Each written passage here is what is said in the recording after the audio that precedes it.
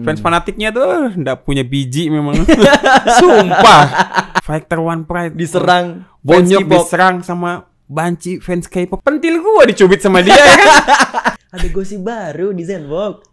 Ahong colek pentil Ali Monster. Akhirnya istri gua berpikir bahwa pernikahan gua sama dia ini cuman kamuflase. Kok Ahong DM lu dengan kata-kata seperti itu? Iya, gua balas, "Oh, masa sih?" gitu kan. Gua balas gitu. Habis kita ngerespon kayak ngehujat dia, dihapus DM-nya dia, dan waktu hujatan kita itu dijadikan story, di-tag lah kita.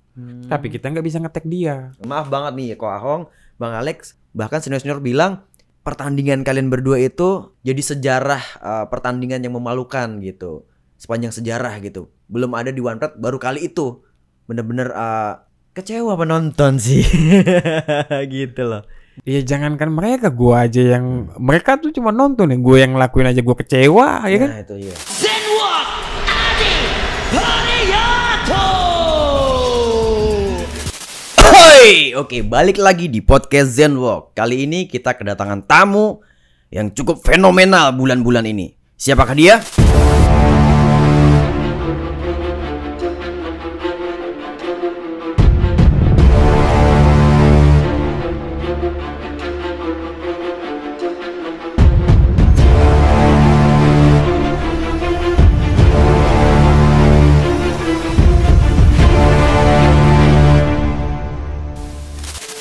From Joglo Camp, Natalex, Monster, Ali Furu. Apa kabar Bang? Kabar baik.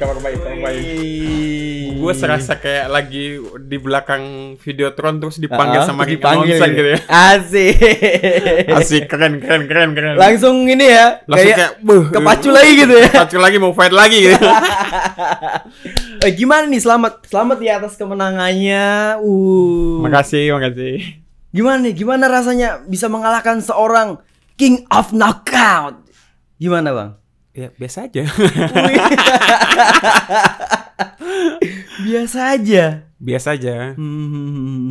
Nggak ada apa ya, rasa puas atau bagaimana seperti itu bisa tiba-tiba seorang Natalek nih, mungkin kemarin sebelum tanding belum ada yang tahu tuh siapa Natalek, tapi sekarang siapa yang nggak tahu Natalek?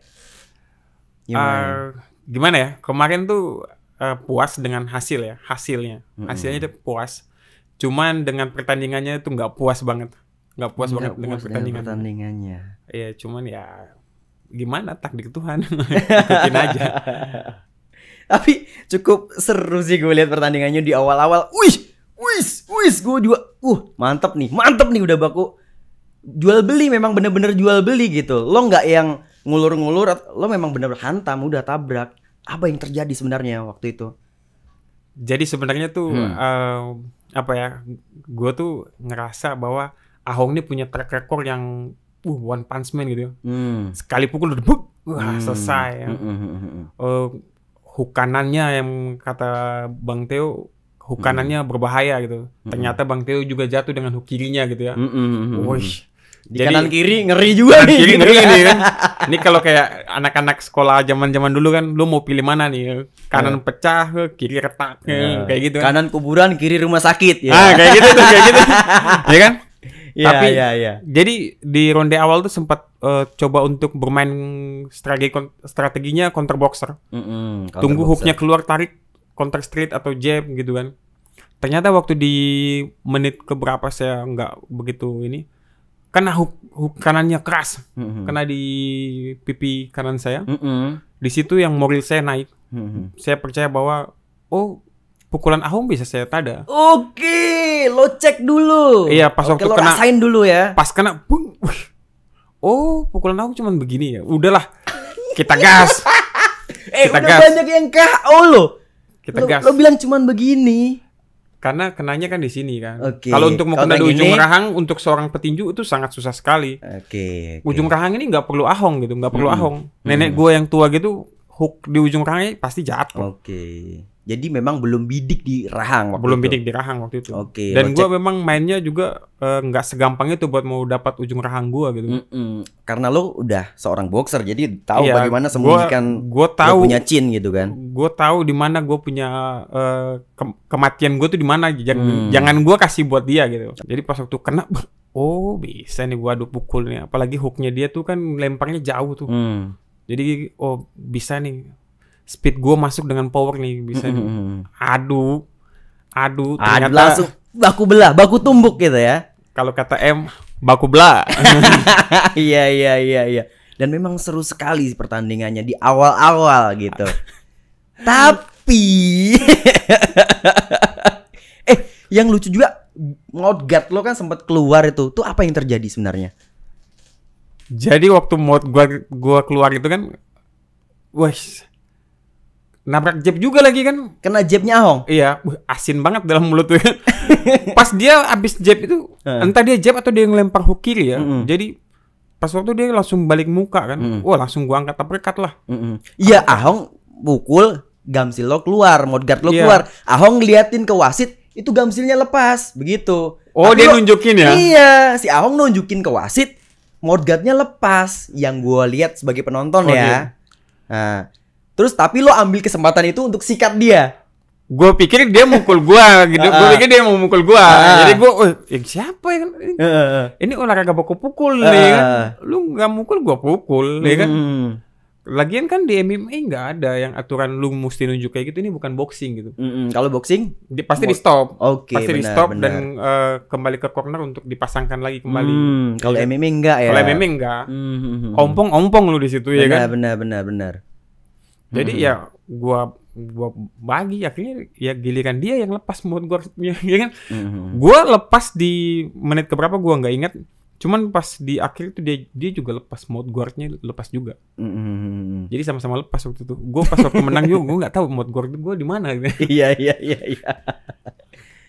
Jadi lo ambil momen itu untuk langsung serang dia lagi. Ya, Lo nggak peduli mouth guard lo lepas, nggak peduli waktu itu. ya nggak peduli lah mau diapain kayak dulu dulu zaman kita masih junior juga nggak pakai mouth guard ya kan, hajar aja kan, kesambar jab pulang tetap bibir berdarah-darah aja itu. Oh, jadi dari kecil lo udah biasa dipukul tanpa mouth guard. Dari kecil gue udah biasa dipukul tanpa mouth guard, jadi ya gimana, yang kayak gitu ya sepele lah, itu sudah kayak makanan hari-hari ya. Oke. Nah, ini kan sebenarnya sebelum lo bertanding banyak orang yang meng-underestimate lo gitu loh. Lo seorang underdog, sama kasusnya sama kayak Theo dulu. Ah, siapa sih Natalek? Aduh, pasti kalah deh kan. Netizen tuh kan seperti itu yang gue lihat di komen-komen banyak banget ya. Banyak yang nyerang lo. Nah, itu gimana menurut lo sendiri tuh? Sebenarnya itulah doping gue ya. Jadi di saat mereka bilang gue fighter kaleng-kaleng, mereka bilang gue fighter ayam sayur, tapi ya begini, gue bukan sembarangan orang yang datang cuman jadi lauk makannya si Ahong, tapi ya ini ayam sayur yang datang pukul si Raja KO ya. Gue tuh pengen yang kayak gitu. Jadi ya, kalau dia dibilang netizen kayak gitu ya sudahlah. Gue akan latihan lebih keras dan lebih lagi untuk menjadi lebih baik lagi gitu. Gue perlu itu. Jadi netizen yang kayak gitu, makasih buat kalian semua. Jadi justru itu yang ngebooster lo untuk spirit lo naik untuk oke, gue akan buktiin seperti itu ya. Iya, gue sih ngerasanya seperti itu sih. Awalnya sih memang risih ya. Siapa sih yang suka diremehin ya kan? Iya. Cuman semakin kesini semakin ngerasa bahwa wah, gue bisa sampai seperti ini, sesemangat ini ya karena mereka yang nganggap gue remeh. Kalau nggak ada yang nganggap gue remeh, buat apa gue berjuang? Gue mau buktiin buat siapa? Iya. Kalau nggak ada pressure, pressure kayak gitu nggak perlu. Lo akan santai-santai aja. Tapi ketika ada pressure, ada cercaan, hinaan ke lo akan. Bener. Oke. Seekor ular kobra pun dia kalau nggak diganggu, nggak ditekan, dia lewat aja. Watok. Dia lewat aja. Dia nggak bakalan ini. Tapi pas oke. waktu lu senggol, lu ganggu sedikit, dia langsung siap untuk memang dia udah berjuang banget untuk kalau lu maju lu mati. Benar. Gitu. Padahal dia kecil aja tuh. Sapi yang gede gitu, jangankan sapi, gajah aja mati ditotol, dipatok sama dia kan. Oke, itu spirit lo seperti itu ya. Spirit gue seperti itu sih. Gue ngeliatnya seperti itu sih. Nah, dan lo kan ada buat statement nih. Seperti ini statementnya. Coba cek. Budi Ahong Gunawan. Ahong, dengerin kata gua. Kemarin kekalahan pertama dari Theodorus Ginting udah bikin lu hampir pensiun. Dan kali ini kekalahan kedua akan datang dari gua. Dan lu akan benar-benar pensiun dan jadi tukang urut. Bisa tolong dijelaskan apa sih sebenarnya yang diomongin ini gitu? Sebenarnya niat gue tuh baik. Oke. Baik banget. Niat baik, kayak gitu niat baik. Itu kalau lo tunjukin ke gua sih nggak yakin tuh niat baik. Kalau lo tunjukin ke gua ya. Gue tuh niat gue baik. Gimana ya? Gue lihat dia kan juga sudah ya usianya sudah gitu ya kan. Emang berapa sih? Berapa ya? Gue nggak tahu. Berapa? 37 ya? 38. Kalau lo bilang dia udah tua, Master Zuli juga udah tua, men. Tapi 40 masih tanding Master Zuli. Enggak Ya, juga, men. Ya you know what I mean lah. Oke. Terus kan gue lihat kan dia lagi buka praktek chiropraktik itu ya. Yang urut-urut itu ya, yang kretek-kretek. Kan duitnya lebih banyak di situ daripada dia terlihat dipukuli sama fighter-fighter muda, bonyok, hancur kayak gitu dilihat anaknya kan. Kasihan juga ya kan, mending dia chiropraktik aja. Banyak duitnya di situ. Ya kan? Nanti capek istrinya bikin status terus katanya pakai rantai babi dan segala macam ya kan. Kan kasihan ya. Rantai babi itu apaan sih, ngomong-ngomong rantai babi gue gak ngerti deh. Sumpah gue juga gak ngerti rantai babi kayak apaan ya kan. Maksudnya apa rantai babi? Gak tahu gue. Gue sering denger fighter rantai babi itu apaan? Gak tahu, mungkin gue bau babi kali dibilang dia kan. Ya nggak tahu, tapi kan kalau gue bilang gue yang dibilang bau babi nanti dibilangnya baper. Padahal kan gue nggak baperan. Jadi ya santai aja gue. Selagi lu nggak nyebut nama gue ya gue tetap ya bukan gue. Tapi kalau lu berani sebut nama gue ya ayo. Gitu ya kan. Tadi kan bisa kita bilang Cywar lo ke Ahong nih. Nah itu ada impactnya gak sih menurut lo Cywar yang lo lakuin itu? Cywar yang gue lakuin itu enggak lah. Kalau gue lihat sih Ahongnya juga nggak baperan kok. Ahongnya, tapi ya nggak tahu orang yang di sekitarnya. Terus fans fanatiknya dia, ya kan? Fansnya pastilah ngaruh. Gila, gue baru nyebut nama Ahong aja fansnya tuh sudah, udah dihujat gue ya kan. Baru nyebut namanya doang. Gimana kalau kayak gue Cywar gitu? Fans fanatiknya tuh nggak punya biji memang. Sumpah, wah. Jadi gue sama Ahongnya tuh nggak begitu masalah lah, nggak begitu problem lah. Lo anggap ini pekerjaan lo, profesional lo sebagai fighter. Wajar lah lo ngebangun hype itu gitu kan. Ini entertainment kan. Iya. Apa salahnya gitu, Cywar gitu. Tapi, biji memang fans-fansnya itu. Garis keras ya. Wih gila. Kayak fans garis kerasnya K-pop gitu. Sumpah. Hati-hati lo jangan sebut-sebut K-pop lo, diserang tuh sama haters lo. Jangan bikin alamat lo, jangan fansnya kasih tahu gue. Jangan kasih tahu gue pulang lewat mana. Dicegat nanti. Sumpah. Pokoknya begini-begini lagi apa ndak. Hancur gitu, hancur. Gak lucu kalau lu muncul di berita Fighter One Pride diserang, bonyok diserang sama banci fans K-pop. Fans K-pop doang. Maaf. Zen lo gak ikut-ikutan ya. Maaf, salah. Ikut-ikutan. Salah, sorry. Udah minta maaf loh. Oke, come on, next. Lanjut. Gue sih ya gimana ya? Yang bikin gue itu tuh yang anehnya kan Cywar itu ditujukan ke Ahong. Yang panas tuh malah fans-fansnya dia sama orang-orang sekitar dia. Gue sama Ahong tuh ya santai aja. Mau timbang badan pun pentil gue dicubit sama dia ya kan. Pelecehan. Gue mau cubit balik malah keras pula lagi pentilnya dia kan. Botot semua itu. Pentil lo dicubit sama dia. Pentil gue dicubit sama dia kan. Gue mau balas cubit. Keras semua tuh, otot itu semua. Pas kapan? Pas siapa tuh? pas waktu selesai sesi pemotretan. Oke, itu di balik layar inilah kamera lah ya. Iya, di balik Bercandaan kalian kamera, lah ya. iya. Oke, ternyata seintim itu Alex sama Ahong ya. Ada gosip baru di Zenbox. Ahong colek pentil Alex Monster. Gue masih normal ya, masih normal gue. Ingat ya. Ini statement dari Bang Alex sendiri ya, bukan Zenok yang bikin ya. Bang Alex Ja- sendiri cerita ya. Jangan sampai ini jadi opini panas. Akhirnya istri gue berpikir bahwa pernikahan gue sama dia ini cuman kamuflase. Gitu. Ingat, buat istri gue ingat sayang, kita sudah punya anak 1. Ingat, jangan sampai ada pikiran kalau gue tuh belok. Gue normal, sumpah. Oke, balik lagi ke topik. Oke. Ahong sendiri menurut lo tuh fighter seperti apa sih di mata lo?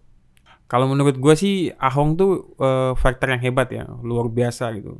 Memang sebenarnya salah satu yang bikin gue juga tertarik buat ke dunia MMA itu ya salah satunya Ahong. Di luar dari Ahong ada banyak dorongan juga sebenarnya sih. Tapi salah satunya Ahong. Dulu ngefans banget gue sama dia. Luar biasa gitu dengan rekornya 9 kali kemenangan gitu ya. Wah, cuman ya itu kita ini fighter. Fighter ini juga akan termakan oleh usia gitu.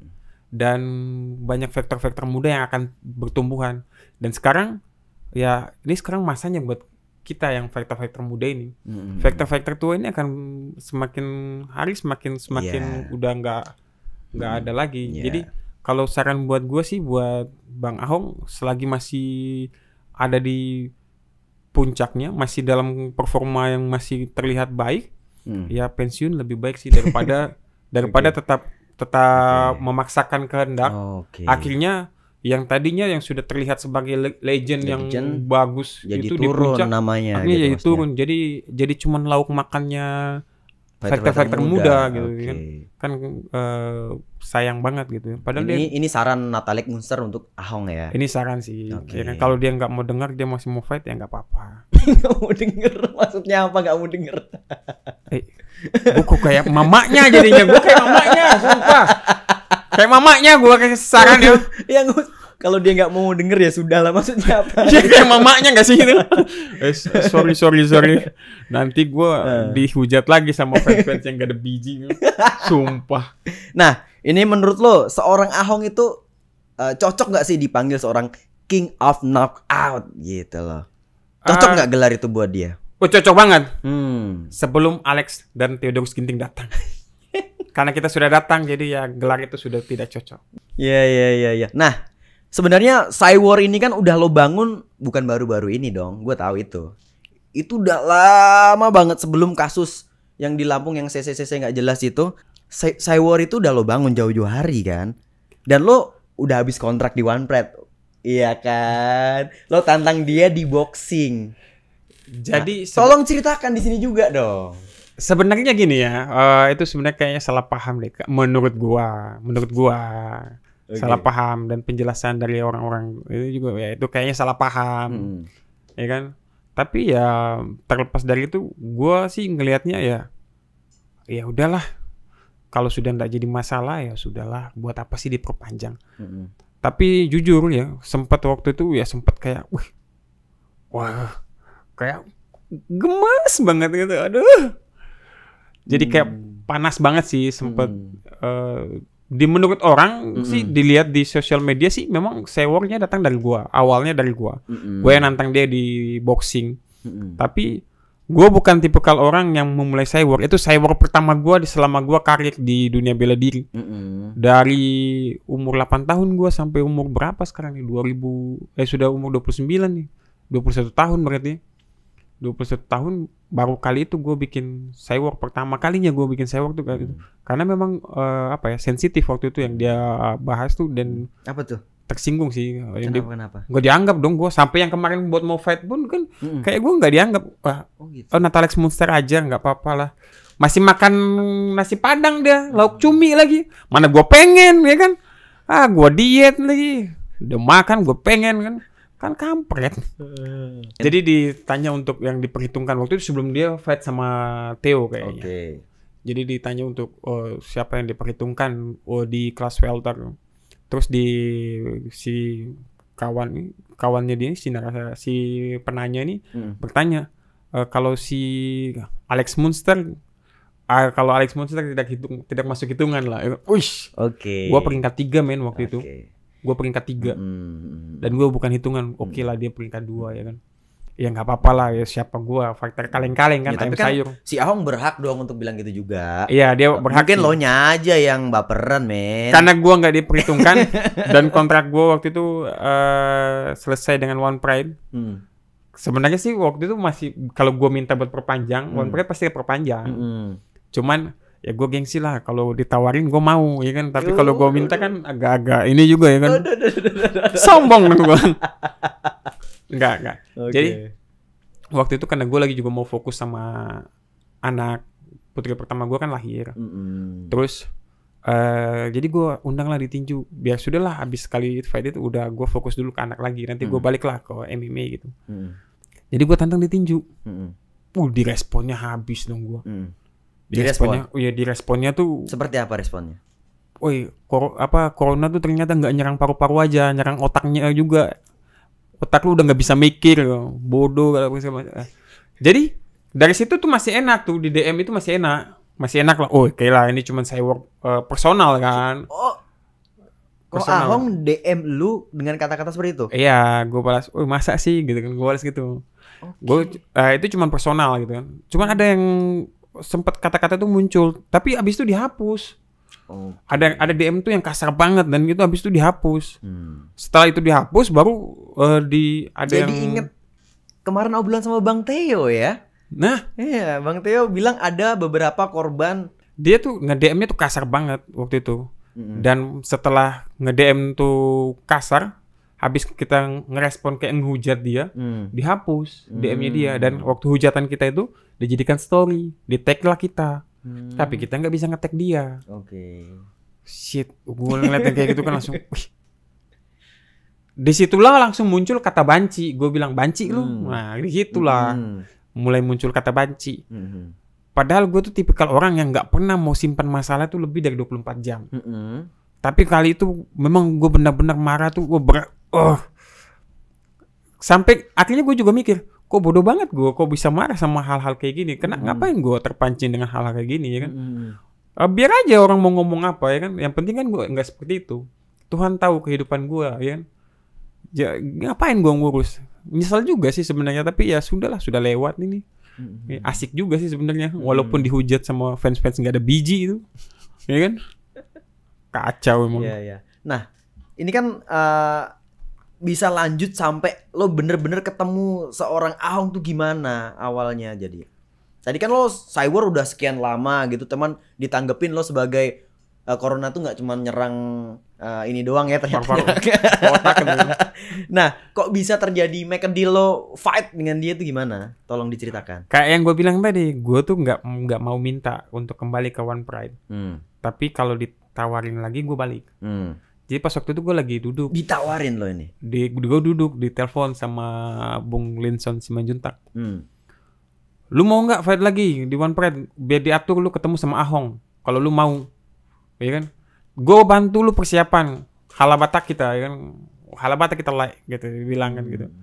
Langsung gue bilang lah, kalau diketemukan sama Ahong gue mau. Karena gue memang mau. Makanya gue balik. Dalam keadaan gue kayak gimana pun gue usahain buat berat badan gue masuk. Dan gue harus memang benar-benar ketemu sama dia. Walaupun kemarin tuh gue pikir gue bakalan datang sebagai lauk buat dia. Tapi ya itulah, lauk makan yang makan gitu. Gak ngerti lagi sudah apa sudah tuh. Oh, jadi judulnya kemarin lauk makan yang makan. Yang makan. Jadi gue pas waktu ditawarin itu gue ambil. Oke, deal. Waktu itu dijanjikan di bulan April mundur karena COVID kan. Sampai akhirnya terrealisasinya di kemarin. Realisasi lah, menggebu-gebu banget sih. Tapi gue sangat santai sekali waktu gue datang. Karena gue pikir gue bukan superstar, gue bukan bintang. Gue hanya ayam sayur yang datang ya tanpa beban. Kalau gue yang kalah ya sudah, gue kalah dari seorang superstar. Biasa bukan aja, hal gitu. wajar kalau seorang ayam sayur kalah dari seorang superstar. Tapi ketika lo bisa menang, tapi ketika ayam sayur patuk superstar, Kan gue nggak tahu ya kan. Oke. Lo pansos ya. Akhirnya gue pansos. Gue akui gue jadi pansos Oke. kan. Dan itu yang dibilang oleh fans-fans nggak ada biji. Kalau gue pansos ya kan. Lah emang nyatanya begitu. Lo si Bang Theo aja ngakuin. Kenapa lo nggak ngakuin? Bang Theo bilang gue butuh itu di. Gue sebenarnya Gitu. di hati kecil gue sebenarnya bukan mau ngejar sebenarnya buat bentuk fans base kayak itu. Kalau kayak Bang Theo ya, memang karena dia memang mau membentuk produknya dia tuh ya di dunia fight ini. Gitu. Kalau gue jujur gue tuh di fight ini cuma sebagai hobi. Oke. Ini hanya hobi, makanya gue tuh nggak begitu nggak begitu. Lo nggak totalitas di situ. Oh, totalitas banget dong. Ini hobi gua. Oke. Hobi gua bakalan totalitas banget di hobi gua. Tapi kan lo mengerjakannya sebagai sampingan. Hobi kan? Enggak, ini hobi yang gua utamakan. Oke. Karena cuma ini doang hobi gua. Hobi priority. Karena cuma ini hobi gua. Oke. Gua yakin bahwa Tuhan ngasih talenta ke gue cuma baku pukul. Ya kan makanya gua ini hobi yang gua paling utamakan karena fight itu seperti napas buat gua gitu. Kalau nggak ada fight ini gue kayak nggak napas banget, gue mati lah. Gitu loh. Makanya gue kayak bukan Alek lah kalau nggak fight gitu. Nggak gue banget gitu ya. Kayak fans K-pop jadi. Jadi pas waktu gue dapat itu ya gue ngerasa fight ini kan cuman hobi.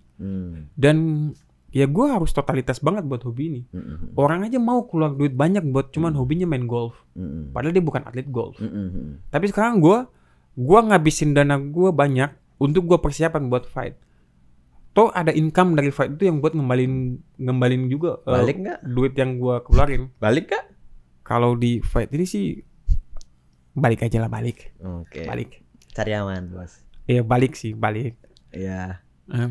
Senyumnya yang enak dong. Ini Balik, senyum palsu itu kau. Balik. One Pride lumayan luar biasa lah kalau untuk bayarannya. Gua sedikit nggak berpendapat sama M ya. Oh gitu. Silakan, orang kan punya opini masing-masing, Ya, punya pendapat masing-masing. masing-masing. Kita harus hargain itu. Iya, cuman memang gua kadang-kadang gue suka bohong loh. Wah. Enggak. Tadi gue jujur beneran. Oke. Monggo lanjut. Oke. Silakan. Makanya gue tuh ya kayak apa ya, di fight ini gue memang totalitas banget karena ini hobi gue. Tapi juga gue nggak bisa mungkiri bahwa dampak dari fight ini jangan sampai mengganggu privasi keluarga gue. Karena yang hobi di situ cuman gue, bukan istri dan anak-anak gue atau orang tua gue, gitu. Makanya gue sedikit nggak menjual di dunia entertain. Ya bener, gimana? Akun sosial media gue private kok, baru aja gue buka ya kan. Kemarin sempat sampai followersnya hampir 8.000, gue pangkas sampai tinggal 3.000 ya kan. Kenapa tuh? Ya iya, komennya semua hujat gue ya kan. Lu hujat gue blokir, ya kan. Jangan main-main lu. Jadi 8.000 tuh isinya haters. Haters sih. Bayangin ya, dari hampir 8.000 itu sampai tinggal 3.006 kayaknya, 36 atau 16 gitu. Ya kan, itu artinya lebih dari 50% itu membenci gua di sosial media gua. Lu ngapain lu follow gua kalau lu benci gua gitu ya? Lu out. Nggak ada biji lu. Jadi gua bersihin, seminggu lebih gua bersihin numpung gua. Ya kan tadi lo bilang itu sebagai booster lo untuk fight, man. Haters itu booster lo kan, lo bilang tadi. Ya cukup gua tahu. Kalau lo habisin ntar lo nggak ada booster lagi, men. Nggak, cukup gua tahu, tapi nggak gua pelihara. Ngerti nggak? Gua udah tahu tuh racun. Ya gua tahu. Ada, abis itu gua singkirin. Udah. Ngapain gua tinggalin? Nanti anak gua makan. Oke. Ya kan? Anak gua, aduh, harta satu-satunya gua gimana kalau dia nggak ada? Tapi Racunan. pertanyaannya ketika haters sudah nggak ada nih, udah lo pangkas-pangkas, apakah lo akan bisa timbulin spirit lo lagi? Sekarang kan gua ini kan posisinya sosial media gua sekarang gua buka. Jadi kalau kayak haters muncul, habis itu gua blokir. Tapi kan gua tahu kalau mereka ada. Oke. Dan gua sadar mereka. Dan lo juga baca dong komen-komen di YouTube-nya One Pride nih kan, di situ kan ada video lo. Gue baca. Baca kan. Dan itu menjadi pelajaran sih. Memang itu tempelengan keras banget buat gue sih. Memang gue sadar gue bodoh banget sih. Di sejarah fight gue sih memang 2 kali gue kayak gitu sih. Waktu yang pertama waktu jadi kontingennya Kaltim di Pra Asian Games 2017. Itu gue pangkas 16 kilo dalam 4 hari. Dan gue tuh bego banget asli. Yang sekarang gue 17 kilo dalam waktu seminggu. Dan hampir mati ya. Gobloknya minta ampun gue. Sumpah. Dan gue kayaknya gak bakalan mau lagi yang untuk kali ketiga. Sekarang gue jaga berat lah. Nah ini kan ngomongin berat badan nih. Dan gue lihat konten yang statement dokter di OnePrep bilang bahwa lo ini tinggal lo beruntung nggak end gitu. Lo bisa end dengan pola diet lo gitu. Ini apa yang terjadi sebenarnya? Tolong diceritakan. Itu sebenarnya kalau proses latihan gue sebenarnya waktu itu berjalan dengan lancar tanpa ada kendala. Sebenarnya berat badan gue tuh udah in di Hamin 2 atau Hamin 3 sebelum fight. Ternyata Tuhan berkata lain gitu ya. Gue cedera hamstring waktu itu dan parah banget. Itu buah dari gue juga terlalu terobsesi buat cepet menurunin berat badan. Waktu itu karena gue hamstring cedera nggak bisa kemana-mana. Dokter sarankan gue harus ya di rumah istirahat. Itu lo cedera berapa bulan sebelum tanding tuh? Gue cedera tuh 1 bulan sebelum tanding. 1 bulan sebelum tanding. 1 bulan lebih lah, lebih beberapa hari sebelum tanding. Jadi gue cedera itu, gue juga nggak ngomong ke istri. Gue nggak ngomong. Gue cuma memang bodohnya gue waktu itu gue sempet posting di story IG gue. Dan ada yang komen gini. Semoga aja ini bukan jadi alasan ya. Dalam hati gue, si anjing. Lu kira gue bakalan mundur cuman kayak gini ya kan? Padahal waktu itu gue tuh buat mau jalan aja susah. Buat mau jalan aja susah dan siapapun akan berpikiran itu, men. Iya, dan gue tahu. Excuse, man. Gue tahu orang tuh bakalan berpikir, lu yang nantang, lu yang mundur pula ya kan? Iya, itu lo udah nggak ada pilihan, men. Gue nggak ada pilihan lain selain gue tabrak. Lebih baik gue kalah di pertandingan itu dibandingkan gue nggak bisa fight di situ. Jadi, nah lo dari cedera tuh rest berapa lama tuh? Lama banget. Gue nggak hitung sih berapa lama. Cuman pas waktu itu tuh udah gue nggak pernah muncul di gym, nggak pernah latihan. Kerja gue ya makan tidur. Mana gue makan gaji istri lagi kan? Wih, jadi, udahlah. Istri nanya, lu pergi latihan nggak? Oh pergi, sok-sokan pergi. Padahal abis gue ngantar ngedrop dia ke kantornya, gue tidur di pos security di PUPR Provinsi Jambi tuh, jadi saksi. Gue tidur di situ sambil main Mobile Legend. Wih, nggak tahu istri. Gue selalu pakai celana panjang biar nggak ketutup tuh, memar. Biru kayak ubi Cilembu. Lo sama bini lo segengsi itu juga lo ya? Karena gue tahu bini gue ini alarm gue. Di saat dia tahu itu gue cedera, dia bakalan jadi alarm yang paling nyaring dalam rumah itu buat gue. Makanya lo tutupin. Gue tutupin supaya dia nggak bakalan jadi penghalang buat gue mau fight. Oke, paham gue. Sudah H-8 sebelum gue berangkat ke Jakarta. Itu mungkin di tanggal 9. Di tanggal 9 gue mulai sudah pulih, udah bisa latihan. Dan gue mulai latihan. Gue latihan di H-8. H-8 tanggal 19 ya. No. H-8 gue kan ke Jakarta tanggal 17. Tanggal 9 benar, tanggal 9. Tanggal 9 tuh gue mulai latihan. Itu pun belum bisa ya ini.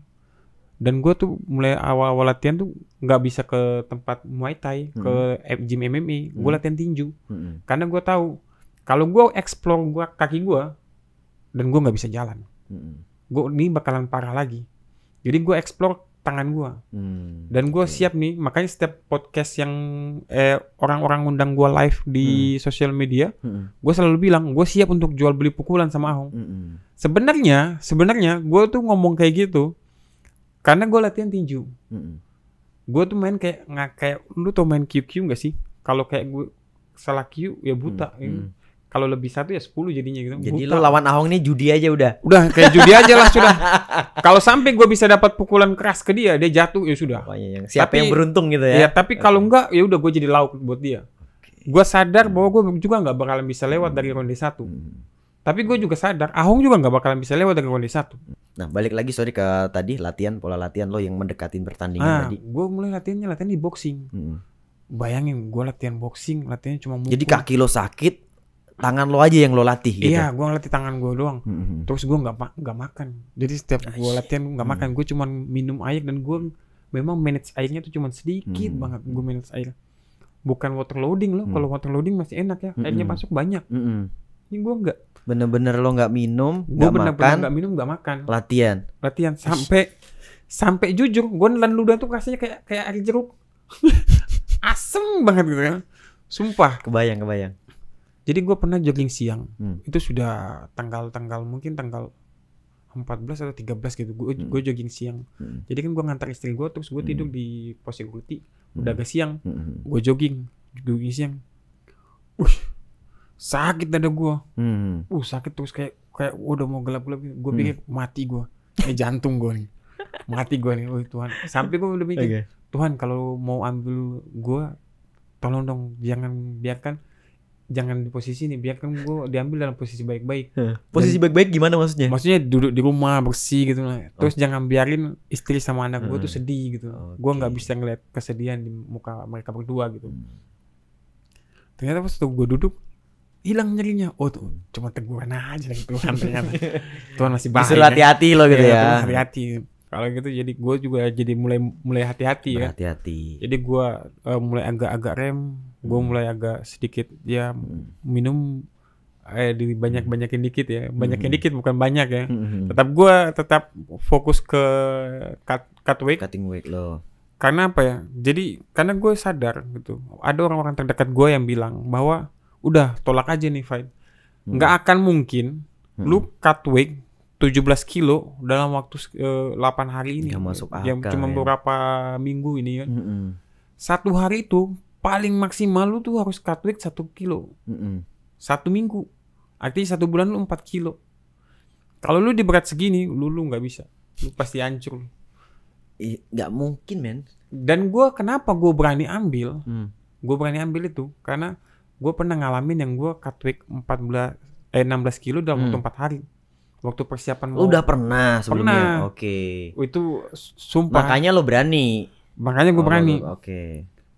Jadi pas waktu gue jalanin ternyata, ini berat ternyata, sumpah. Dan gue sumpah nggak berani lagi, gue kayaknya mau ngulangin itu lagi. Ini terakhir gaya cut weight lo yang salah yang Yang terakhir. kayak gini kayaknya Lo mau jalanin? terakhir lah, sudah lah, Oke. sudah cukup lah. Berikutnya dengan pola yang sehat aja ya. Berikutnya dengan pola yang sehat. Gue nggak mau anak gue sama istri gue nangis ngeliat gue lulu lantah cuman gara-gara cut weight men. Gue sumpah. Gue tuh sempat mikir, pas waktu istri tahu gue cut weight kayak gitu, terus langsung dia bilang, Yan, kan dia manggil gue Yan ya. Yan, udah main di 83 aja Yan, naikin aja ke 83. Langsung gue bilang kata, enggak, kemarin tuh kan habis Natal makanya overnya kejauhan. Nanti kalau yang berikut gue stay di 81 atau 80 lah. Jadi kalau kayak mau turun ke 77, cuma buang 3 kg ya kentut aja lah itu. Oke. Bilang kayak gitu, dia bilang iya ya. Padahal ya Luar biasa pengorbanannya ya. pengorbanannya buat 3 kilo itu juga luar biasa. Keringat juga, capek-capek juga. Tapi ya nggak apa-apa, itulah seninya fight. Nah itu sebenarnya rasa penasaran lo sama Ahong juga sih, yang ngebooster itu semangat lo, jadi gue harus nih gitu kan. Jadi ngebooster itu selain ngerasa penasaran gue dengan Ahong, terus cemoan haters itu yang followers apa ya, fans yang gak ada biji itu yang bikin gue semakin mau nggak mau gue harus bisa sampai ke fight itu. Apapun yang terjadi. Kaki gue cedera, tangan gue latih. Kalaupun tangan gue sebelahnya kiri yang cedera, gue masih punya satu tangan untuk bisa pukul dia gitu. Gue pikir tuh kayak gitu. Nah, gue jadi inget seorang pelatih nih, masalah pola latihan lo. Jadi nggak ada alasan nih, no excuse. Kalau misalkan kaki lo cedera, lo mesti punya tangan. Kalau tangan lo cedera, masih ada kepala gerak aja nggak apa-apa. Kak Yani Mande itu pernah ngajarin gue begitu. Kaki jauh dari jantung kan, tetap latihan, nggak ada alasan. Serius Walaupun ada yang kayak cedera. gitu? Kak Yani Mande. Mande orang mana? Orang Papua. Manado. Oh, Manado. Kak Manado. Yani pelatih platnas wusu Oh, Indonesia. tahu. Kak Yani itu Kak Yani begitu. Gue jadi inget tuh. Masa Ketika lo kayak gitu ngomong sih? gitu. Iya, polanya dia itu. Jadi atlet dia bener-bener digembleng, dididik untuk seperti itu. Gitu. Sumpah. Padahal aku Jadi bukan lo doang yang punya pola itu, men. kayaknya aku tadinya tuh berpikir pengen ikutan gabung latihan sama Wusu di KI gitu. Cuman karena dengar KI ini kayak ampun Pak. Sumpah. Begitu gayanya Kak Yani Mande gitu. Oke, lanjut dengan tadi akhirnya lo tetap berhasil untuk cut weight. Gue berhasil cut weight itu. Jadi sampai di kan cut weightnya weigh in hari Jumat ya. Gue sebenarnya sudah perhitungkan sih. Gue sudah perhitungkan kalaupun gue lemas di weigh in, kan di Jumat Sabtunya baru fight. Gue bisa lah 1 hari buat pemulihan ya kan. Jadi gue sampai Kamis tuh berat gue masih over 5 kilo. Di hari Kamis masuk hotel 5 kilo gue over. Gue lapar banget gue, sumpah kan perjalanan kan, akhirnya gue minum jus pepaya di bawah hotel tuh. Mencret gue men. Paginya itu hari Jumat gue mencret gara-gara minum jus pepaya. Pas gue timbang ternyata sudah tinggal 3 kilo berapa gitu. Dikasih sama Bang Gali tuh, dikasih ini settle run, terus langsung pet. Sumpah jantung gue kayak mau meledak. Capek banget ya kan. Tapi gue tahan karena gue tahu dia yang dampingin gue. Kalau sampai dia ngeliat gue lulu lantah, gue lemah, semangat dia itu bakalan hilang. Sedangkan gue perlu semangat dia dari luar untuk buat beri spirit baru buat gue di dalam. Jadi gue tuh tetap stay strong gitu. Padahal gue tuh hancur tuh, mau ngangkat tangannya udah lemas gitu. Ya. Akhirnya pas waktu ke kamar, sudah tinggal 1,8. Nyalakan AC dong. Nyalakan AC sekencang-kencangnya, tidur di bawah selimut, kencing. Akhirnya masuk berat badan itu. Emang rencana Tuhan kali kan. Masuk berat badan itu. Gue pikir udah masuk, gue tahan nih. Tinggal mau jam 7 mau wake in. Sudah bawa aqua ya kan. Habis wake in mau minum ini. Rupanya yang partai live 7.50 baru wake in. Karena mau naik dengan Apa Kabar Indonesia Malam. Gila, lambung gua tuh langsung kayak lagi demo bakar-bakar ban gitu ya. Kayak lagi demo pemerintah gitu ya. Bakar-bakar ban gitu. Wih, gila.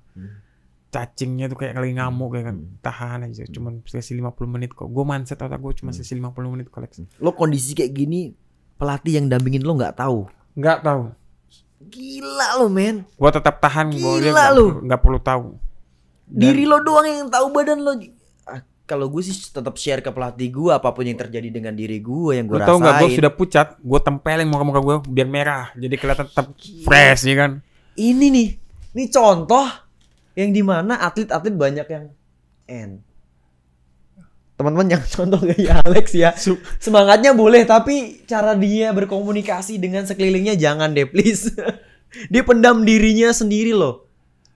Gila, jadi bahaya men. Sumpah memang gue sadar itu bahaya. Tapi gue takut. Gue tuh dalam mindset gue takut gue nggak bisa fight. Jadi akhirnya, pas udah nih mau wake in, senang banget dong gue mau wake in. Selesai wake in itu, gue alasan gue kedinginan. Padahal bukan kedinginan. Lu tahu pas waktu air itu masuk, gemetar gue dong, keringat gue keluar dong. Karena saking lamanya gue wake in itu kan, minum air tuh langsung keringatan dong, kayak keringat dingin dong. Gue gemetar, jantung gue kaget, ternyata ada cairan yang masuk. Nggak kebayang gue men. Gue langsung yang dari kan waktu itu malam itu dua orang yang joglo camp yang main ya. Yang joglo camp yang satunya ngajak, ayo kita makan. Gue sadar kalau itu gue nggak bisa makan. Kalau waktu itu gue makan, gue lebih hancur dong lambung gue. Jadi gue nggak makan malam itu. Gue Pelan-pelan lah, lo tau lah tubuh lo ya. Jangan langsung di top malah drop ya. Jadi habis gua minum itu, gua minum lagi jus. Gua minum jus alpukat. 2 gelas tapi men. Biar kenyang. Gua tahu kalau alpukat kalau jus pasti, juga lebih gampang dicerna. iya, kan? gua tahu jus alpukat pasti kenyang. Habis itu gua naik ke atas ke kamar, ada telur rebus. One Pride kan pasti ngasih telur rebus tuh. Telur rebusnya gua makan. Habis itu gua tidur. Besok paginya baru gua mulai makan. Ternyata pemikiran gue tuh salah. Gue pikir gue bisa 1 hari untuk pulih buat fight di hari Sabtu. Ternyata tidak. Gue pagi tuh nggak pulih. Gue masih tetap lemas. Gue udah makan, walaupun sedikit, tapi kan harus makan. Karena kalau gue makan banyak, lambung gue yang kena. Akhirnya gue makan sedikit. Habis itu gue tidur. Gue bangun gue makan lagi. Gue tidur. Gue bangun gue makan lagi. Nggak fresh juga. Ternyata gue salah. Gue langsung di situ berpikir malam ini gue KO nih kayaknya. Gue pikir gue KO nih. Pas gue di ruang ganti kan ditunjukin tuh sebelum kita mau fight kan ditunjukin yang video di shoot sama itu kameramen One Pride tuh di suasana ruang ganti. Gue liat dia cuma duduk doang. Dan itu kayaknya tegang banget gitu. Terus kan kebetulan yang di sudut merah tim Joglo Camp ada. Dia tuh nunjukin terus dia pas dia balik kan. Dia selesai menang dia balik dia bilang, "Bang, lu pasti menang, Bang." Lu tahu nggak? Dia tuh nggak nunjukin sebagai seorang fighter sama sekali, Bang. Dia tuh cuma duduk, entah dia mau berenang apa di matras itu, Bang. Dia tuh nggak ada pemanasan, nggak ada ngapa-ngapain. Enggak, memang gayanya Ahong begitu. Iya. Aku selalu dulu kan aku juga tanding kan sama aku di 1 corner juga pernah sama Ko Ahong. Dan memang dia nggak pernah aneh-aneh kalau di ruang corner, nggak pernah dia padding, nggak pernah. Dia cuma santai saja, relaksasi aja. Di ring baru dia gas. Aku memang tahu Ahong seperti itu dari dulu ya. Maksudnya kita pernah 1 corner ya Ko ya. Maaf nih kok, bukannya gue lancang nih kok. Memang seperti itu Ko Ahong, pola dia. Iya. Dia nggak ada yang pemanasan padding dulu di ruang corner, nggak ada. Emang itu pola dia. Jadi tapi karena dari tim lo ditangkapnya lain. Iya, dia ngasih taunya kayak gitu. Gue langsung ngerasa, wah ada momen gue ada kesempatan buat menang. Walaupun sebenarnya gue tuh sebenarnya udah ngerasa takut enggak, Tapi gue udah pasti gue kalah. Gue tahu persiapan gue gitu. Dan gue waktu itu gue sadar dia nggak mungkin over. Dia makan nasi padang lauk cumi, ya kan? Di catatan Rifki itu dia makan nasi padang lauk cumi. Oke, dia bilang dia ngomong dia over ya kan. Tapi dia makan dengan kayak gitu. Dan waktu dia datang, waktu weigh in, gila tebal banget ototnya men, ya kan. Wih, nggak mungkin dia over. Gue yakin dia nggak mungkin over. Dia persiapan mateng sih. Dia persiapan pasti mateng banget. Gue yakin dia tuh target gue di detik-detik awal gue udah jatuh. Ternyata ya gue nggak mau ngomong ah. Kok nggak mau ngomong? Entar nanti di komen video lu semuanya fans nggak ada biji ngehujat gue ya kan. Tapi sebenarnya ini sedikit terjawab sih kenapa performa lo kemarin seperti itu gitu loh. Dengan pola lo yang seperti ini, pola latihan lo seperti ini, pola diet lo seperti ini, ya wajar sih kalau ngeliat pertandingan lo seperti itu. Maaf banget nih Ko Ahong, Bang Alex, senior kan banyak yang angkat bicara tuh performa kalian. Bahkan senior bilang pertandingan kalian berdua itu jadi sejarah pertandingan yang memalukan gitu sepanjang sejarah gitu. Belum ada di One Pride, baru kali itu bener-bener ya apa ya, kecewa penonton sih. Gitu loh. Jangankan ini bukan statement gua doang ya. Ini para senior, aku ngelihat konten-konten di Facebook senior bela diri dan komen-komen netizen juga seperti itu. Ini mereka bilang ini pertandingan One Pride yang memalukan sepanjang sejarah. Itu bukan statement gua loh ya. Ini gua mengutip ya. Gimana menurut Bang Alex sendiri? Iya, jangankan mereka, gua aja yang mereka tuh cuma nonton ya, gua yang ngelakuin aja gua kecewa ya kan. Nah, itu iya. Tapi gimana? Ya gimana ya? Ya itu kenyataannya memang seperti itu.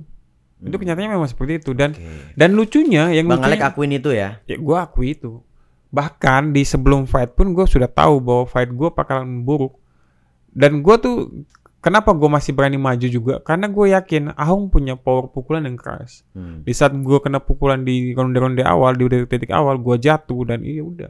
Orang nggak akan, gue pikir fight akan tetap bagus.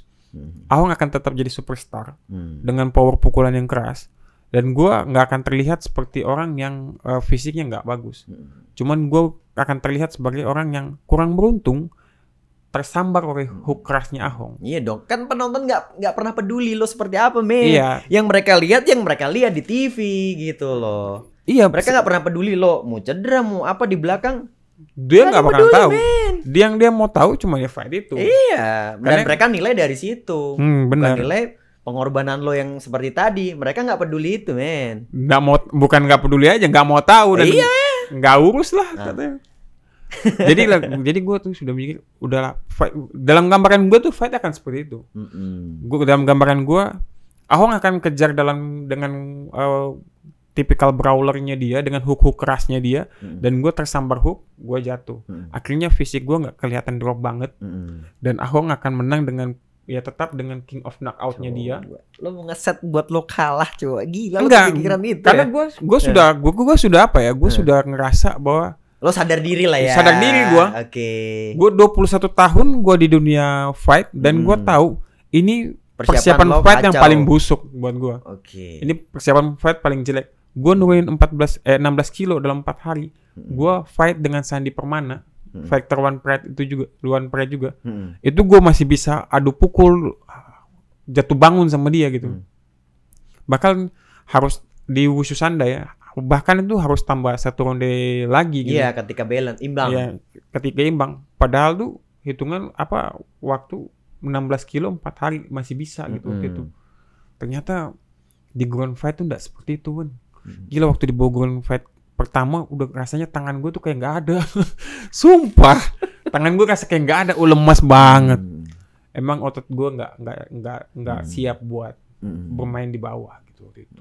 Berarti ketika lo nggak cedera, ketika lo nggak cutting weight yang segila itu, lo bisa nampilin performa yang lebih bagus lagi untuk melawan Ko Ahong. Gue yakin bisa ya. Karena apa? Gue pernah sampai di 3 ronde.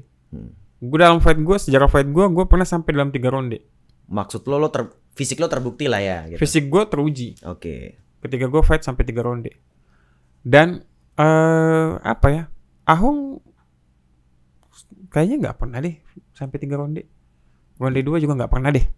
Dia selalu di ronde-ronde 1 selesai, ronde-ronde 1 selesai. Iya sih. Dan itu juga statement dokternya gitu sih.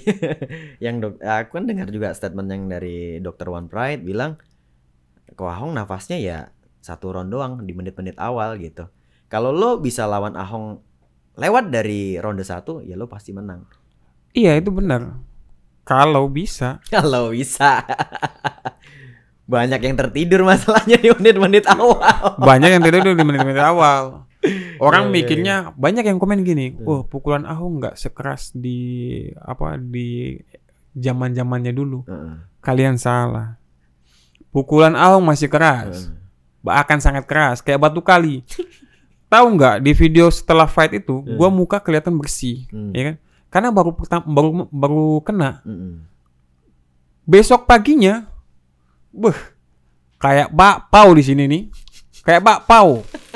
Kayak dia di sini nih kayak bakpao. Di sini nih masih ada memarnya. Sampai sekarang. Sampai sekarang masih ada memarnya. Ya kan? Kelihatan bersih di waktu malam itu. Ternyata enggak. Jadi jangan bilang enggak keras. Cuman kenapa dia bisa berturut-turut dia menang KO? Itu memang itu juga pernah terjadi ke gua. Ketika lu bisa mukul lawan KO di satu event, terus di satu pertandingan, buat pertandingan berikutnya, moral lu bakalan tinggi. Moral lu, PD lu bakalan tinggi, dan itu bakalan bikin lu ke mindset untuk ulang lagi. Tapi ketika itu putus, lu gagal, frustasi. Itu bakalan drop. Nah, itu frustasi pasti. Ya, itu yang terjadi di Ahong. Itu yang terjadi di Ahong. Gue yakin itu yang terjadi di Ahong. Dan gue diuntungkan karena postur gue tinggi. Oke. Postur gue tinggi jadi hooknya dia nggak bisa. Nggak mendarat di sini. Ya, agak susah untuk Oke. mendarat di ujung dagu, apalagi Oke. dengan gaya lempar hook dari bawah kayak apa ya? Kalau orang Balikpapan bilang, "Ku gebok kamu," kan. Kayak gitu. Jadi ya, Oke. itu teknisnya sih seperti itu. Kalau analisanya, karena kan saya sayangnya tuh kalau gue tuh bertanding selalu dengan analisa sebelum bertanding. Jadi gue bisa mindset pikiran gue harus apa yang gue buat nih di pertandingan itu, seperti itu sih. Oke, coba kita lihat video ini nih. Gue mau lo komentarin video ini nih. Apa yang terjadi? Kita ceritakan lagi. Gila, Momen mendebarkan ini kan. mata gue dalam banget di situ. Oh, back kick tuh, men. Di back kick lo. Wow. Waduh.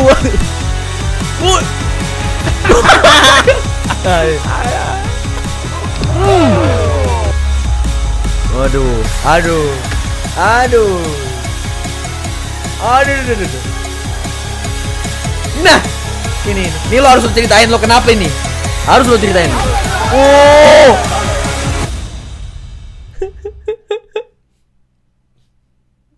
Ini yang paling gua mau tanya. Lo ngape ini? Tahu Kenapa nggak? pukul apa tuh? Lo tertidur terkapar di situ, lo ngelai. Itu kenapa tuh? Gue cium bau ketek, men. Sumpah. Enggak bercanda. Jadi waktu gue ditarik mau itu, gue karena bodohnya gue karena posisi itu kan kayak posisinya tuh kayak mau uci mata ya kalau di judo ya. Kayak mau bantingan pinggang ya.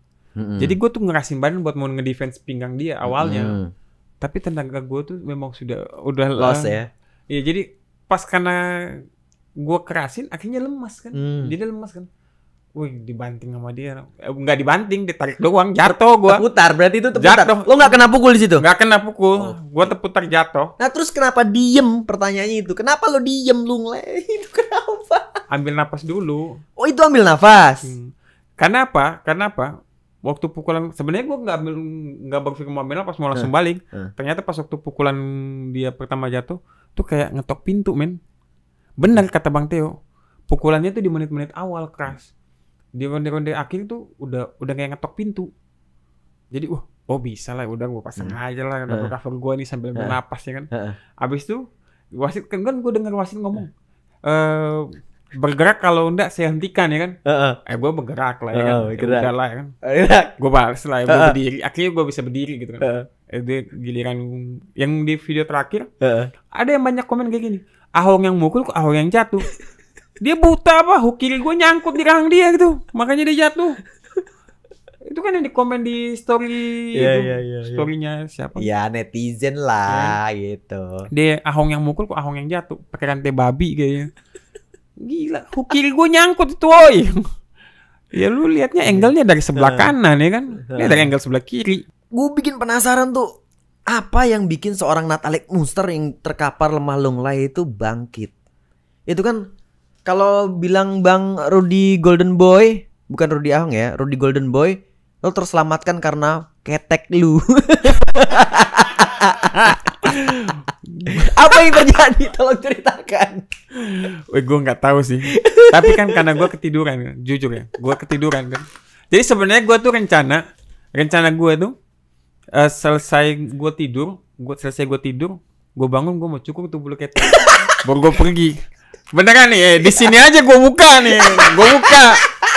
Jadi gue rencana gue mau cukur tuh bulu ketek. Udah gue beli loh, gue gosen loh, ini loh, Gojek loh, itu cukurannya itu kan nggak bisa keluar kan. Gue malah curiga jangan-jangan berat badan lo tuh nggak turun-turun gara-gara itu. Itu lo cukur 10 kilo. Jadi itu lo cukur 10 kilo, men. Jadi gue sudah beli kan. Ternyata gue ketiduran. Gue bangun tuh sudah jam 7. Sedangkan ngumpul di bawah tuh 7:30. Gue nggak sempat kan buat itu. Akhirnya gue mandi. Gue cepet-cepet gue siapin barang-barang. Langsung turun ke bawah. Nggak jadi gue cukup. Lupa. Iya lupa. Pas sudah sampai di sana, buset. Gue kira kumis aja. Rambut ternyata di bawah nih belum gue cukur. Bakar lah sudah tuh. Ada loh beberapa fighter nih. Rewa, Fadula Rewa ya. Yang tahu kan yang kecil-kecil tuh. Tahu. Nah, itu bulu alis aja dicukur biar badannya in. Bulu alis nih, rambut dibotak, ketek botak, nggak tahu di bawah dibotak apa enggak. Alisnya dicukur biar in. Rewa itu juniornya sama-sama gua. Junior sampai seniornya ditinju tuh sama-sama gua. Tuh anak dari dulu sampai sekarang busuk-busuknya sampai baik-baiknya gua tahu. Sumpah. Rewa tuh jangankan kayak gitu. Dia tuh kurang 1 ons aja dia ada akalnya buat.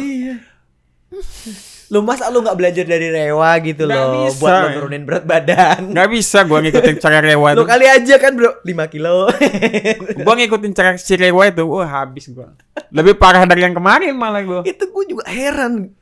Gue gak pernah kepikiran sih nyukur bulu alis biar berat badan gue turun. Sudah dia cukur bulu alis kepalanya dibotakin ya kan. Kayak tuyul nggak sih? Malah dia kecil lagi. Kenapa kita Gue ngeliat pas dia main di Porda Jabar. kenapa kita malah ngehujat dia ya? Iya. Nanti kita undang Rewa. Gue penasaran banget dengan pola pikir Rewa seperti apa kisahnya dia. Kita lanjut lagi Bang Alek.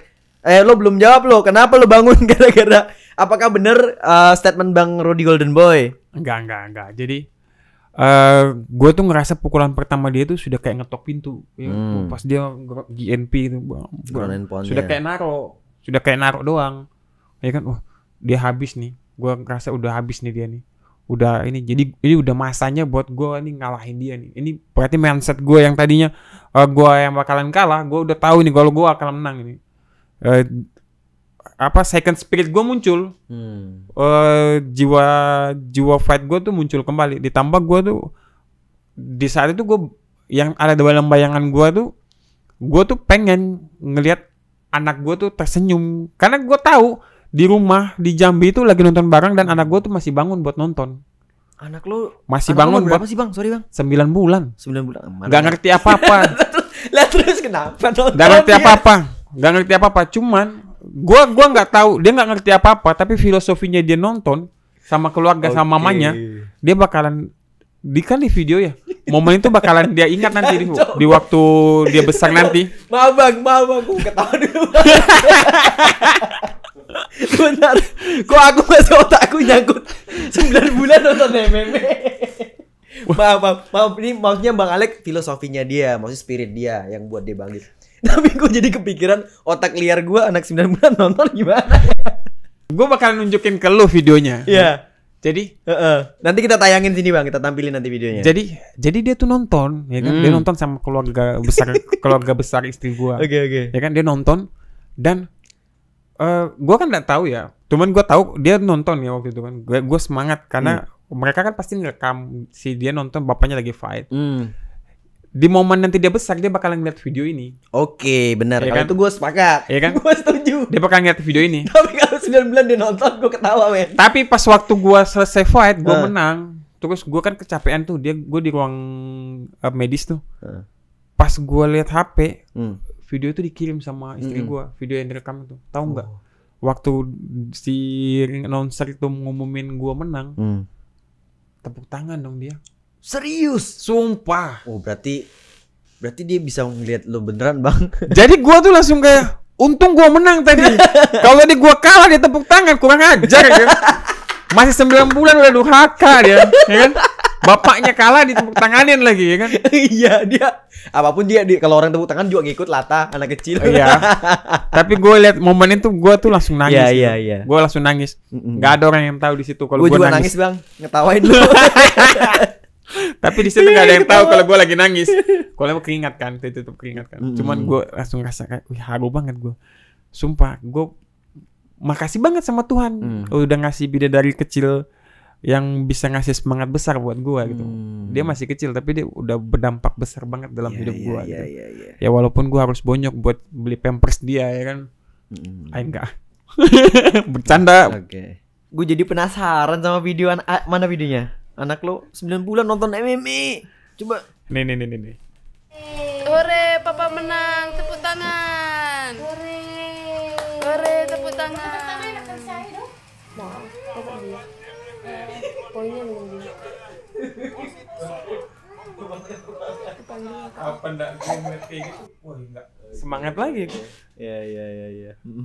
Langsung gue kalau kayak gitu Abis itu yang capek-capek gitu kalau diajak fight lagi masih bisa. Bisa mati.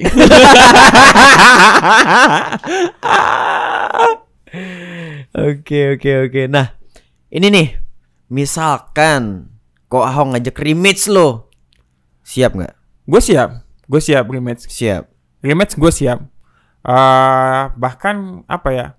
Tapi kasih waktu gue cut weight dan persiapan yang matang lah. Ko Ahong juga persiapan matang lah.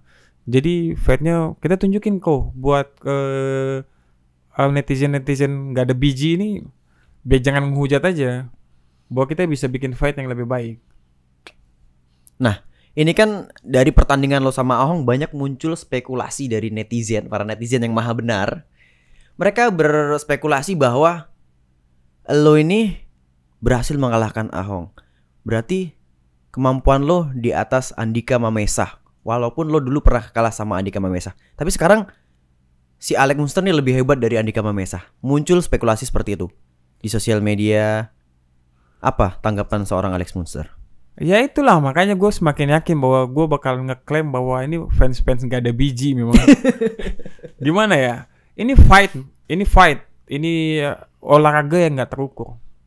Ini gak kayak lomba lari. Di saat lo catatan waktu lo lebih bagus, lo punya peluang besar untuk menang. Nggak seperti itu.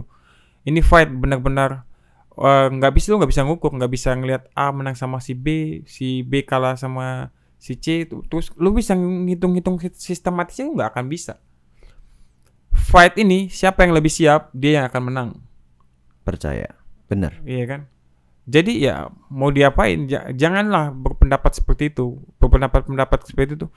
M itu faktor yang luar biasa. Gue ngerasain walaupun gue sempat mendominasi waktu fight sama dia, gue sempat mendominasi di stand up fightnya.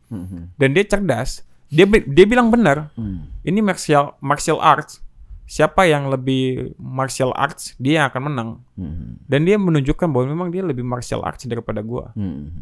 Kecuali kalau dia pertandingannya kemarin adalah tinju, mungkin gue lebih boxing banget daripada dia. Ini kan banyak banget yang kepengen lawan Ahong. Lo ini termasuk seseorang yang terpilih untuk melawan Ahong. Lo beruntung banget, men. Tanggapan lo? Itu gue kira asumsinya tuh ngeri banget sih. Masa beruntung buat dapat bakpao di pipi, gila. Ahong itu kenapa semua orang ingin buat lawan Ahong? Ini gue ngambil dari bahasanya Bang Theo ya, yang tersirat ya, bukan. Karena dia punya fanbase yang besar. Benar. Ya kayak yang tadi lah. Ya semua fighter pengen pansos sama dia. Tapi di saat dia sudah 2 kali kekalahan ini, gue rasa nggak akan ada lagi yang seperti yang kemarin-kemarin yang pengen saya war buat mau lawan Ahong. Gua pun kalau rematch, kalau cuma untuk sekedar harga diri untuk mau fight ya mungkin oke. Tapi kalau untuk kayak mau sampai saya war sampai kayak kemarin terus ini, ya udah males lah. Nggak ada lagi yang perlu gue buktiin selain ya udah gue udah menang dari lu. Dan sebenarnya kayak momen Andika Mamesa menantang Ahong itu juga ketika memang terjadi sudah nggak seru lagi gara-gara lu, men. itu sudah kayak yang zaman gue dulu bilang kayak gini, katanya lu kayak nasi yang didiamin 2 hari basi, udah kayak gitu. Dia sudah nggak kayak wow lagi. Ahong sudah habis masanya. Ya golden age-nya udah lewat lah. Udah lewat. Kalau gue jadi Ahong sih, kalau gue. Ya ini pun bukan statement gue loh ya, ini statement Dr. One Pride bilang golden age-nya Ahong udah lewat. Gitu. Dan gue sekarang masuk ke golden age gue. Yoi, berarti siap lawan champion nih. Kayaknya gue pemanasan 1 kali lagi deh. Pemanasan lagi? Iya, karena kan kontendernya kan sudah ada Windri 45. Kalau Windri selesai, gue kontender baru. Gue nggak mau bilang Windri selesai ya. Waduh, selesai sama Windri dulu. Kalau Windri selesai kayak seakan-akan gue kayak underestimate Windri loh. Iya, sorry Bang Windri. Oke. Ini MMA, men, semua kemungkinan bisa terjadi, ya kan? Siap. Apapun bisa terjadi. Nah, ini kan dengan kemenangan lo, banyak fighter yang ikut seneng nih. Salah satunya nih, coba kita lihat lagi, kita saksikan. Selamat atas kekalahannya Superstar ya. Selamat, tangan kalian udah sembuh, tapi tetap kalah. Selamat. Ahong tai, sponsor rugi. Muncrat minum gua. Gua lagi minum ngomong tai, Bang. Gimana sih, Bang? Ahong tai, sponsor rugi. Kelakuan emang Bang Tio. Bang diulangin dong 20 kali biar capek Bang Teo tuh ngomong tai, Bang. Ahong tai, sponsor rugi. Itu kayak bocah yang seneng banget, tahu gak sih? Itu kayak tahu nggak sih zaman-zaman kita kecil, terus kalau kayak udah mau udah lu abis mandi dikasih permen gitu. Ada kan kalau kayak main kan suka lupa sama waktu ya. Udah pulang cepet sini mandi, nanti dikasih permen. Pas selesai mandi tuh dikasih permen, bahagia banget kan. Nah ada kayak gitu tuh. Nah kalau analogi gue, ketika gue kelahi kalah, terus gue panggil mak gue balas pukulin dia, gue ledekin kayak gitu. Gue nggak pernah ngalamin itu, cuman gue di posisi yang diledekin, sumpah. Gue ngalamin itu di posisi gue yang diledekin, ya kan? Karena kan gue besar ya, gue kan besar, jadi gue sering dipanggil om bapak kalau seumuran, padahal kan seumuran gue dipanggil om, gara-gara cuma gue mentang-mentang gue besar ya kan. Gara-gara gue besar gue dipanggil om.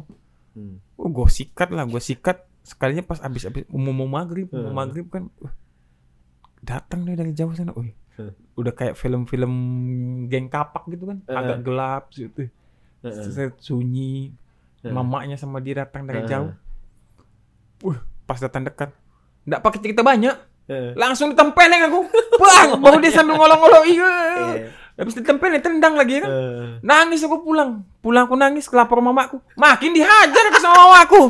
Kurang ajar. Sialan. Berarti sering ngebully orang waktu kecil nih. Aku yang dibully. Cuman kalau ngajar orang lo aku yang dibully. Iya. Oke. Nah, nanti kita akan kupas tuntas sebenarnya step-stepnya apa sih si seorang Natalia Munster ini, sejarahnya bagaimana sih bisa sampai ke dunia MMA, sampai di One Pride, sampai puncaknya One Pride, kita akan bahas di episode selanjutnya. Oke? Nah, kita di sini akan lanjut lagi dengan ini nih, Theo tadi, tanggapan lo gimana dengan beberapa fighter seneng? Menurut lo gimana tuh? Menurut gua beberapa fighter senang, ya gimana ya? Ahong ini kan di seberang dari gua bawa bela diri bersatu, nggak apa-apa ya? Nggak apa-apa dong. Di seberang dari bela diri bersatu, dianggap mereka semua Ahong berada di seberang dari bela diri bersatu. Dia di pro dengan CC 40 enggak ya? CC tiang. CC tabung gas. CC pian. Nah, itu jadi kan gua namanya gua praktisi bela diri, gua ada di bela diri bersatu lah. Jadi mereka tuh ngerasanya bahwa wah, terbalaskan lah kedongkolan mereka ketika melihat jadi disangkut-sangkutin udah nih. Disangkut, dililit, diikat. Rantai babi jadinya. Rantai babi. Didudukin di atas rantai babi, nggak bisa bangun. Bau babi. Ya kan kayak gitu. Mulai paham nih, mulai dijelasin rantai babi apa nih lama-lama. Makanya gue bingung. Bilang bau babi ya. Jangan-jangan bukan bau rantai babi, bau ketek gua tuh. Kayaknya bau ketek gua. Mana gua belum cukup lagi. Goblok. Kacau.